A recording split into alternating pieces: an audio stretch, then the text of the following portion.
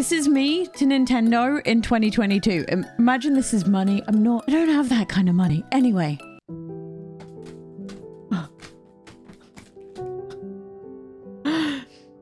Yeah, that's what this year's looking like.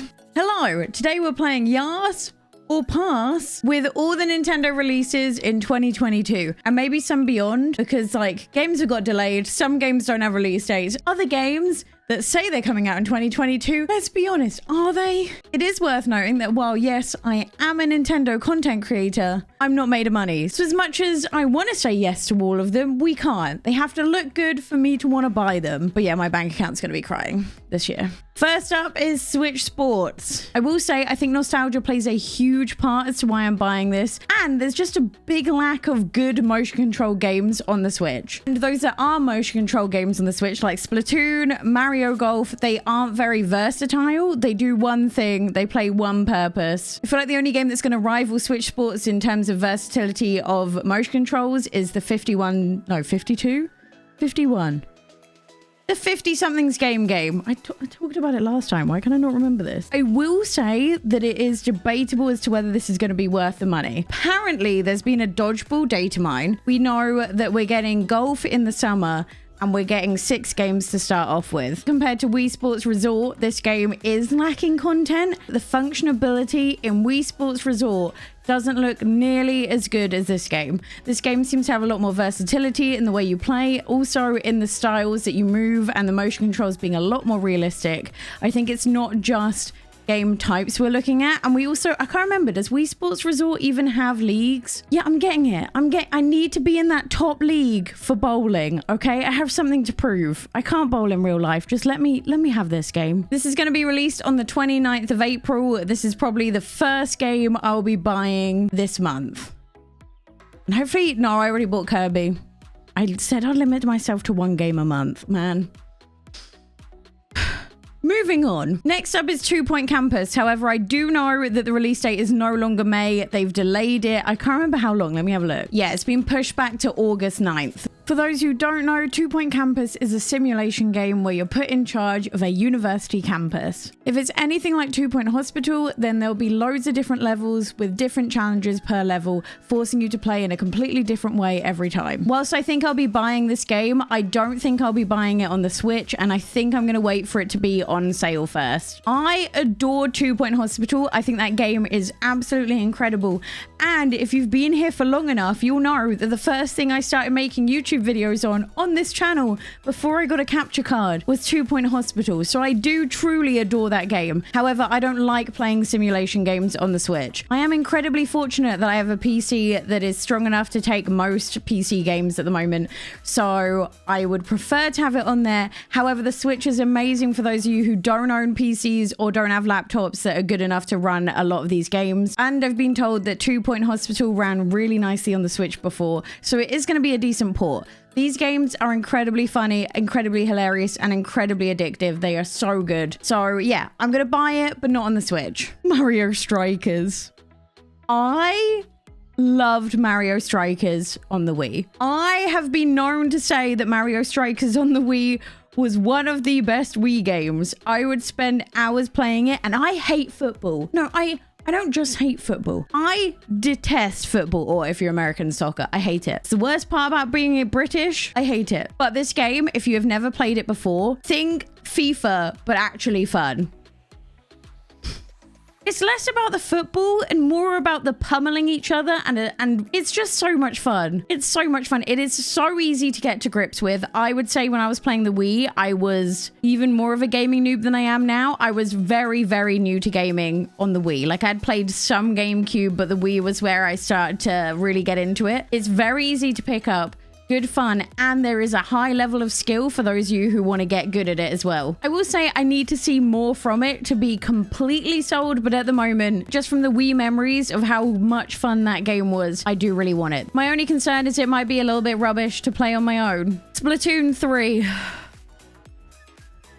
Me and Splatoon 3 have issues right now. For those unfamiliar with the Splatoon franchise, then this is one of the best first-person shooter games on the Nintendo Switch currently. One of the things I love about this game is at no point is the objective just to eliminate the other team. For example, one of the best game modes is Turf War, and the objective for that is just to cover the floor in your color ink as much as possible and more than the opponents. And this is honestly one of the reasons why I fell in love with the franchise. We could be getting the game in 2 to 3 months time, and we are still looking at, I think, less than 3 minutes footage of the game. That is ridiculous. And like, yes, of course I'm gonna buy it. Am I tempted to pre-order it? Also, yes. I just need more information. And if I'm going to be perfectly honest, I'm worried. I'm going to say that I think it's going to be delayed again. And I think Animal Crossing is to blame. And that hurts me because I love Splatoon, but I also love Animal Crossing. I'll see if I can find the source for this. But I swear when Animal Crossing was coming up to release date,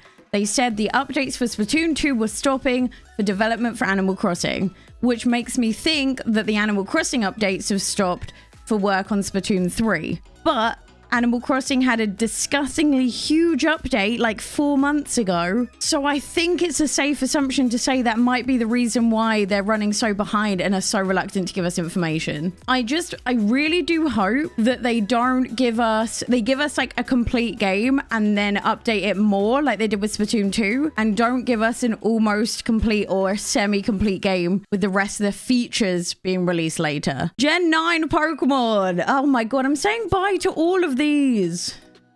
I'm gonna buy it. It's Gen 9 Pokemon. It's the first true open world Pokemon. How can I say no? Again, we haven't seen a whole lot of information about it. I do have my concerns. Like, are we gonna have a complete Pokedex? How are the gyms gonna work? What's the story like? Does it have voice acting? I mean, I'm gonna buy it regardless of the voice acting, but honestly, I genuinely do think this generation is now hinging on the story, because Arceus fell flat in so many ways for me with that dialogue. I will say though, there's only one starter for me, let's be honest. If you're picking any other ones, you're wrong. I mean, you're valid, but you're wrong. Ooh, Bayonetta 3. I am ashamed to say I've never played a Bayonetta before.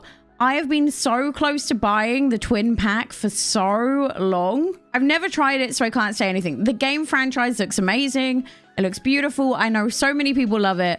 But at the moment, until I play the first two, I don't think I'll be purchasing this one. Fire Emblem Warriors. So I'm going to be honest, since I last filmed this, a new trailer for Fire Emblem Warriors 3 Hopes has come out. And this has completely changed my idea of whether I'm going to buy it or not. So this trailer has confirmed that there can be multiple endings, which is a huge part of why Fire Emblem 3 Houses was so good, that your actions had actual consequences. Also, compared to Hyrule Warriors, the user interface is so much more different. There's a grid system. This looks far closer to being Fire Emblem than it does a Warriors game, which I really like. And honestly, I am so intrigued by the story. This went from being an absolute no-buy for me, for being an absolute buy, and now a game I am so excited to play. So yeah, I've already changed my mind about this one. The really interesting thing about this trailer is I'm not sure if Bailiff is a good person or a bad person, which makes me think there could be an Edelgard-like decision to make in this as well,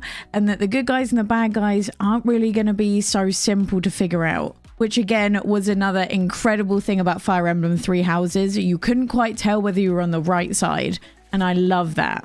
Go watch the trailer if you haven't already, and this might change your mind too.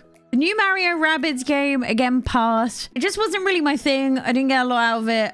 I love story-based stuff. It's a no. It's just not my style. I guess you don't even need to talk about Breath of the Wild 2, although, yeah, of course I was going to buy it. Duh. I will say, I don't know how to say this. Hold on. Taiko no Tatsunjin Rhythm Festival. If you aren't aware of this game, it's just a fun little rhythm game that even comes with a drum accessory for the Switch. I'm so tempted. I saw the drums and the last game. It looks so much fun. I'm just worried about noise complaints. But I might get that this year. I might do it. Bears and Breakfast looks adorable. It looks kind of similar to Cozy Grove. So I might end up picking that up. I will probably have a look at what kind of price range it's at beforehand. Bears and Breakfast is a laid-back management adventure game where you build and run a bed and breakfast, and you're also a bear. But yeah, that looks really good as a non-first party game. But honestly, this year is looking really good for games. Let me know if I've missed any games that you think is a must buy to buy this year, and leave them in the comments down below. As always, we're trying to get YouTube partner in the next couple of weeks, so if you could like and subscribe to the channel, it would mean the whole world for me. I'd love you to come along with this journey with me. I will see you next time. Bye.